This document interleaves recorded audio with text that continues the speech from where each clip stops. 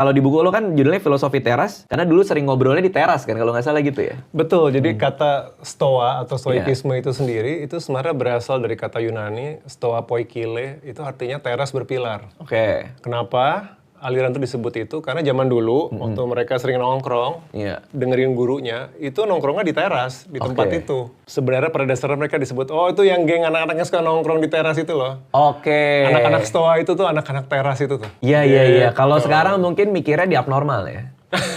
Bisa. Kalau bikin aliran filsafat abnormal itu anak-anak normal nih. Ya gitu. Atau berubah jadi nama filsafat bisa. Iya, oke. Jadi, nah itu tadi kan pertanyaannya nyambungnya gimana nih dari bernalar sampai ke anti cemas gitu. Emang apa sih yang dibicarakan sama stoikisme sampai kok ujungnya bisa jadi salah satu solusi lah buat hidup tanpa cemas? Banyak.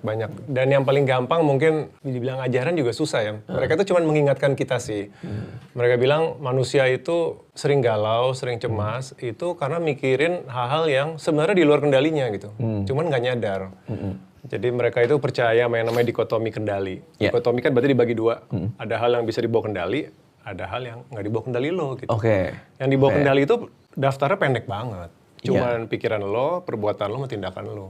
Oke. Gitu. Sisanya kondisi ekonomi kayak apa, nilai tukar rupiah nanti besok gimana. Iya. Yang absurd adalah kita terlalu banyak menaruh energi di hal-hal yang nggak bisa dikendaliin. Betul. Kata mereka, lu mau stres kayak apa, mau besok hujan atau nggak hujan, lu nggak bisa ubah kan. Iya. Harusnya lu fokusnya ke hal-hal yang bisa lu kendaliin. Oke. Gitu. Jadi contoh ya. Kalau ada seorang perempuan, ya kan. Terus dia punya pacar nih. Terus pacarnya selingkuh nih katakanlah. Bereaksi terhadap itu seperti apa? Kalau dari kacamata filsafat stoikisme. Iya, kalau lo hati-hati apa diselingkuhin memang sebaiknya jangan curhat sama filsuf stoa sih. Karena nanti jawabannya kurang puk-puk gitu. Oh iya. Karena kurang dirangkul ya. Karena mereka kan cuma akan bilang yang bisa lo lakukan dalam relationship tuh hanya jadi pasangan terbaik gitu. Ya lo mencintai dia, lo sayang dia, lo pilihan lo mau setia sama dia. Tapi apakah nanti dia harus setia balik sama lo?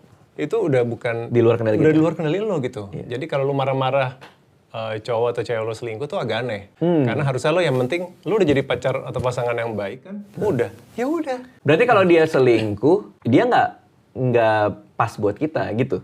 Maksudnya kayak gue udah ngasih yang terbaik, terus dia masih kayak gitu, gue seharusnya nggak nyalain diri gue sendiri karena gue udah ngasih yang paling istimewa buat dia dan dia memutuskan untuk itu. Ya udah ikhlaskan. Jadi banyak keikhlasan lah di sini. Oke. Gitu.